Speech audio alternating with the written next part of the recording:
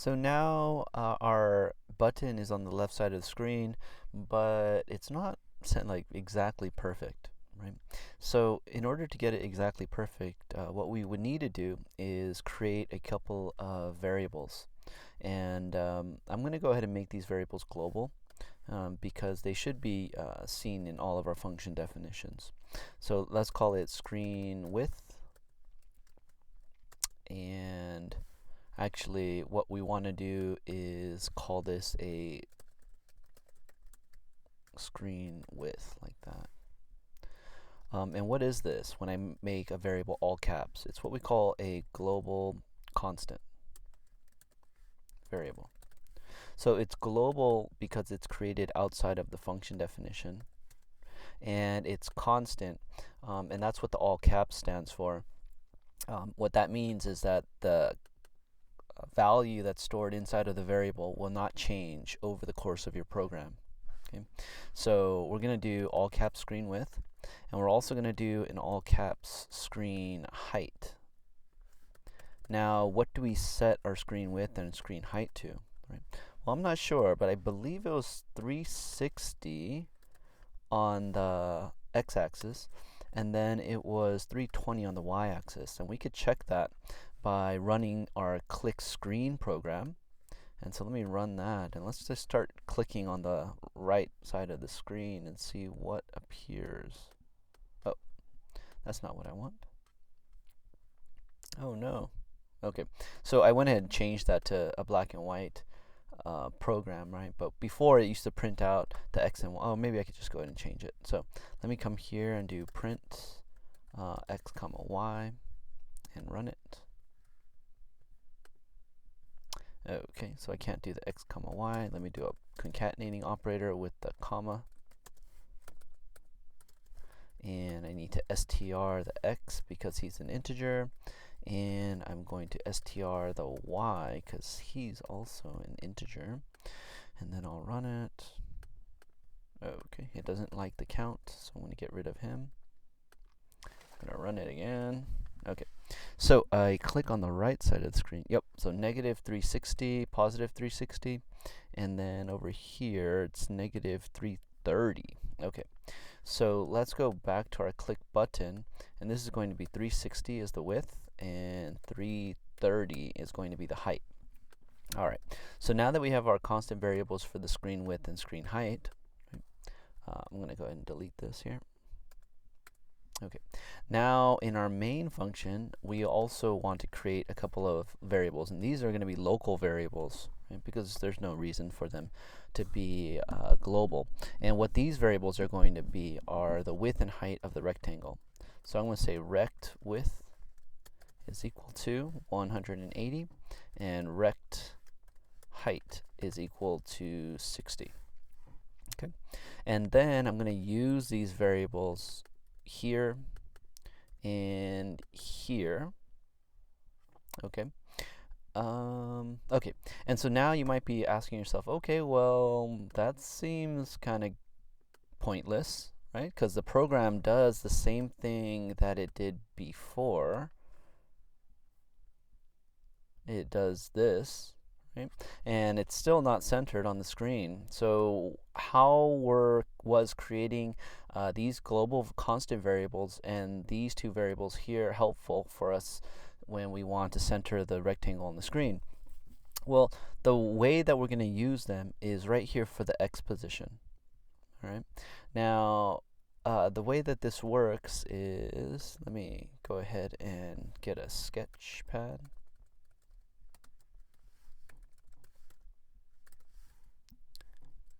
Ooh, online sketchpad. Okay. Search for that one. Click on this one.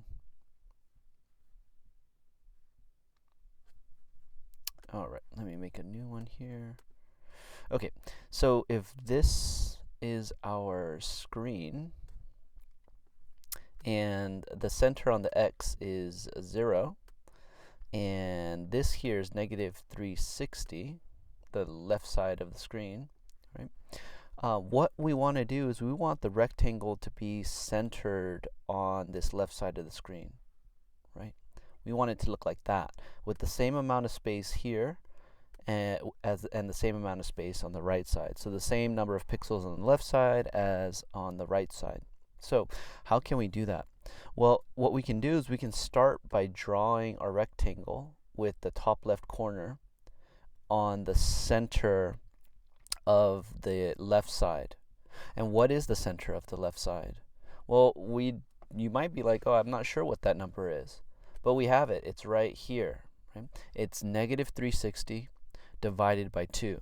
Right? That's the half. So right here, this half would be negative 180, which is half of 360. Okay. So we're going to start there. So we'll get it here.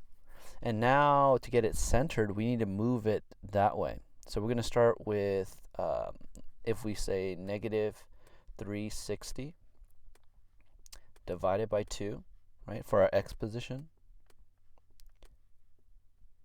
That'll get us what we see right now with the left side of the rectangle in the center of the left side of the screen. And now we want to shift it that way, right? And how much do we want to shift it that way? Well, we want to shift it half of the length of the rectangle, okay? Half of the length. Because if we shift it half of the length of the rectangle, that means half is going to be on this side of that line, and half is going to be on the right side of that line. And if that line is the center of the left side of the screen, then that means we're going to have the same number of pixels here and the same number of pixels over here. Okay. So what we're going to do is we're going to take this expression, the negative 360 divided by 2, and we're going to subtract rectangle's width divided by 2. Okay. And so now what we want to do is, instead of 360, we're going to use our global constant. Right? So instead of negative 360, we're going to do negative screen width divided by 2. And we're going to do minus rectangle width divided by 2. And that's going to get us looking perfect here. So let's go ahead and try that. So let's start out here with our x position as being, screen width, or negative screen width divided by 2. And let's just start there, okay? And let's see if what I said is actually true and it's actually going to happen.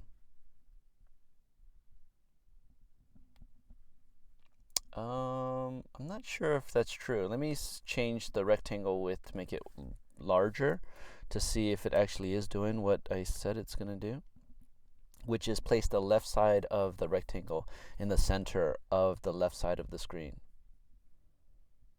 Yeah, I think that might be right? If this is the center of the screen, then it looks like the left side of the rectangle is in the center of the left side of the screen.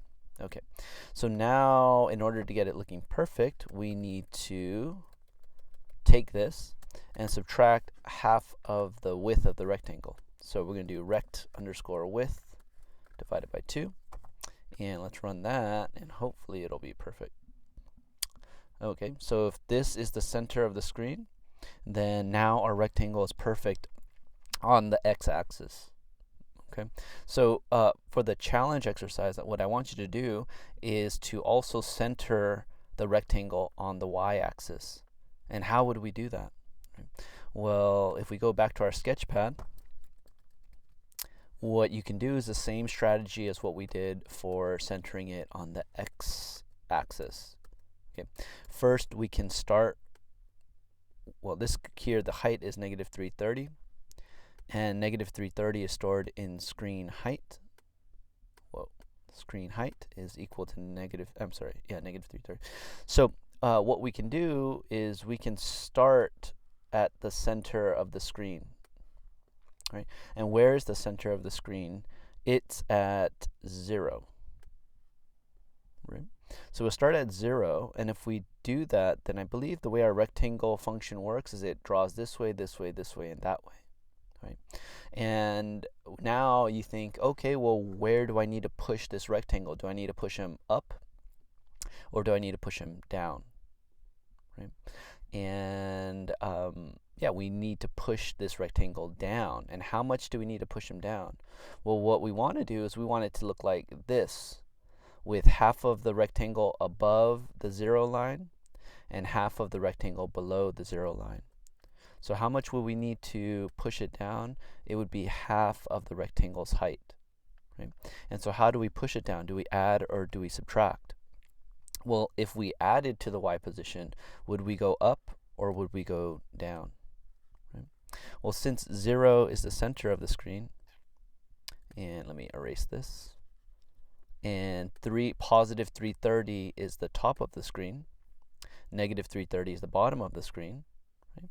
If we wanted the rectangle to go down, then we would need to subtract from the y position. So he doesn't start here, he's going to start at a negative number.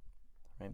So we'll take 0, which is the starting point, and we'll subtract the half of the rectangle's height to get it so the y position is also centered. So why don't you go ahead and do that, and I'll see you on the next video.